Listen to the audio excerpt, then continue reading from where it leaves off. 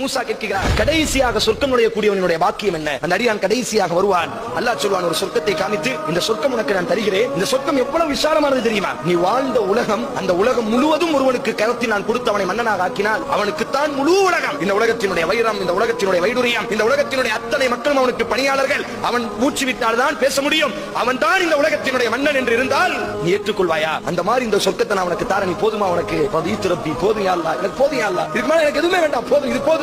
ஏன் போதுங்கிறாய்? நீ வாழக்கூடிய அந்த உலகத்தை மாறி, அந்த உலகத்தை மாறி, அந்த உலகத்தை மாறி, அந்த உலகத்தை மாறி, அந்த உலகத்தை மாறி 5 மடங்கு நான் உனக்கு தரேன். போதுமா? போதுமா? உன் உள்ள சமாதானம் அடையுமா? ரதீத்து ரப்பி, போதும் யா அல்லாஹ், போதும் யா அல்லாஹ். ஏன் போதுங்கிறாய்? பேச பிடிக்கலையா? இந்த உலகத்தை மாறி 10 தரேன்.